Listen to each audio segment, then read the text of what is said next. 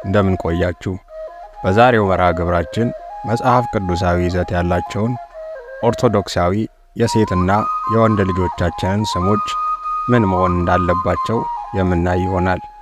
ቻናላችንን ላይክ፣ ሼር፣ ሰብስክራይብ በማድረግ ቤተሰብ ይሁኑ። መልካም ቆይታ። አንደኛ ሆሴ፣ እግዚአብሔር ያድናል ማለት ነው። ሁለተኛ ሐና፣ ጸጋ፣ የእግዚአብሔር ጸጋ ማለት ነው። ሶስተኛ ሔዋን፣ የሕያዋን ሁሉ እናት፣ የሁሉ እናት ማለት ነው። አራተኛ ሕዝቅኤል፣ ሕዝቅኤል ማለት እግዚአብሔር ብርታትን ይሰጣል፣ እግዚአብሔር ኃይልን ይሰጣል ማለት ነው።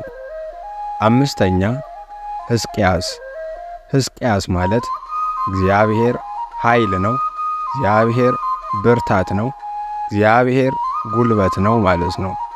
ስድስተኛ መልከጼዴቅ፣ መልከጼዴቅ ማለት የጽድቅ ንጉሥ ማለት ነው። ሰባተኛ ሚልክያስ፣ ሚልክያስ ማለት መልእክተኛዬ እንደማለት ነው። ስምንተኛ ሚክያስ፣ ሚክያስ እንደ እግዚአብሔር ያለ ማን አለ ማለት ነው። ዘጠነኛ ምናሴ፣ ማስረሻ ማለት ነው።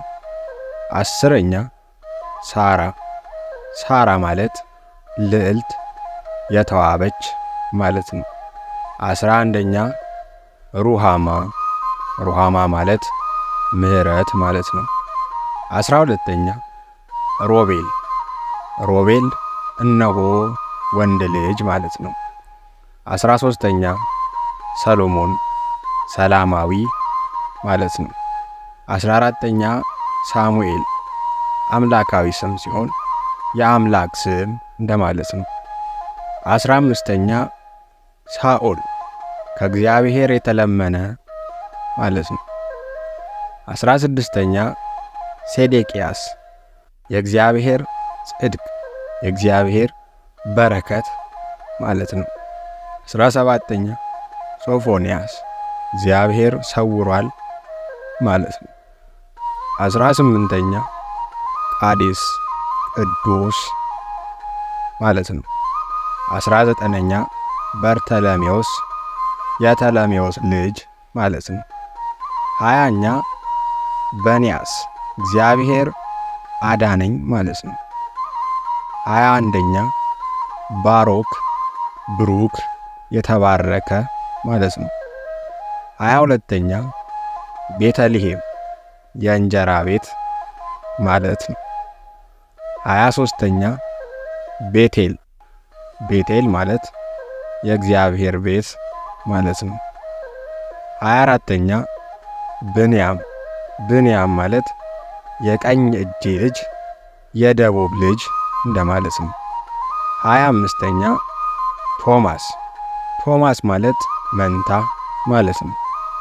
26ኛ ናሆም፣ ናሆም ማለት መጽናናት ማለት ነው። 27ኛ ናታን፣ እግዚአብሔር ሰጥቷል ማለት ነው። 28ኛ ንፍታሌም፣ የሚታገል ማለት ነው። 29ኛ አልዓዛር፣ አልዓዛር ማለት እግዚአብሔር ረድቷል ማለት ነው። 30ኛ ዮሴፍ፣ ዮሴፍ ማለት የእግዚአብሔር አገልጋይ ማለት ነው። 31ኛ ኤደን፣ ኤደን ማለት ደስታ፣ ፍስሐ ማለት ነው። 32ኛ ኬብሮን፣ ኬብሮን ማለት ኅብረት ማለት ነው። 33ኛ ዘካርያስ፣ ዘካርያስ ማለት እግዚአብሔር ያስታውሳል ማለት ነው። 34ኛ ይሳኮር፣ ይሳኮር ማለት ዋጋዬ ማለት ነው። 35ኛ አስቴር፣ አስቴር ማለት ኮከብ ማለት ነው።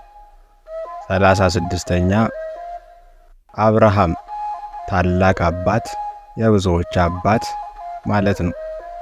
37ኛ አብድዩ፣ የእግዚአብሔር አገልጋይ ማለት ነው።